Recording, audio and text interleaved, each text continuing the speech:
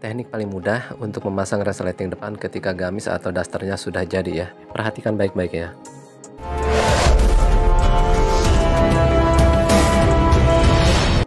Selain buka jahitan, saya juga buka permakan dan alhamdulillah ya tiap hari tak pernah kosong. Dan ini macam-macam sekali ya. Ada yang motong, ada yang ngegedein, ada yang ubah pola, ubah size dan macam-macam. Nah, kali ini saya akan fokus ke baju yang ini nih. Ini ada 3 baju, katanya beli daster dari toko, mungkin gak ada sleting depannya ya, padahal dia sedang menyusui, makanya dia bawa ke sini dan ceritanya mau dikasih resleting depan biar mudah untuk menyusui. Oke, perhatikan baik-baik ya.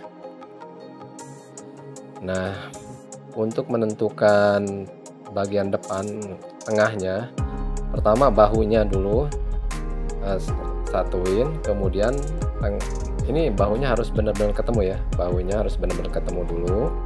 Nah, setelah ketemu baru bagian depannya, tengah-tengahnya dikasih tanda.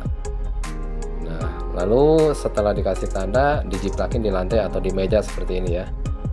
Jadi ini harus lurus sampai ke bawah ya, jangan miring. Jadi ini posisinya harus tegak lurus. Kemudian kasih tanda lagi 37 cm, boleh ya 36, boleh 35, boleh mau 40 juga boleh ya. Sebetulnya itu bebas ya, kita jarang pakai ukuran sih, sebetulnya hanya dikira-kira saja. Yang penting bukaan harus nyaman ya, pada saat ibu menyusui membuka sleting itu harus nyaman. Oke, kita kasih 37 cm aja dulu, atau 38 ya, 37 atau 38 lah. Nah, kita kasih tanda seperti ini. Nah, setelah dikasih tanda 37 atau 38 cm, kita gunting dari atas ya. Nah, kita gunting ke titik 37 cm tadi ya. Oke, bagi yang belum subscribe silahkan tekan subscribe dan like-nya ya, agar tidak ketinggalan info-info menarik seputar pakaian ya. Nah, setelah digunting kita langsung obras aja ya. Tapi kalau bahannya tidak amrol, sebetulnya tidak diobras juga nggak apa-apa ya. Tapi kalau untuk bahan-bahan amrol harus diobras ya. Oke, kita percepat sedikit agar durasinya tidak terlalu panjang ya. Oke, kemudian kita siapkan resleting ya. Ini namanya resleting Jepang ya. Resleting Jepang ini kalau di tempat saya harganya 1000-an ya. Tapi ada juga yang 2000 yang agak bagusan ya. Bahkan ada yang 3000 sih, tergantung mereknya. Kalau cara masangnya sih teman-teman pasti sudah paham ya, karena ini pakai sepatu sebelah dan masangnya biar lebih mudah dari kiri dulu, dari bawah ke atas ya.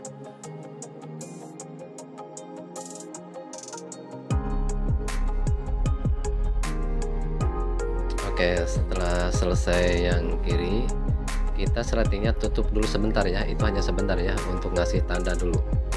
Nah, kita tutup dulu sleting Jepangnya sampai full ke atas, melewati garis sampai mentok aja ya. Nah, setelah ditutup kita kasih tanda dulu ya, fungsinya agar tidak jungjit. Apa ya, jungjit itu tinggi sebelah ya, itulah pokoknya biar nggak tinggi sebelah. Jadi nanti untuk masang dari titik itu ya yang dikasih pensil tadi ya.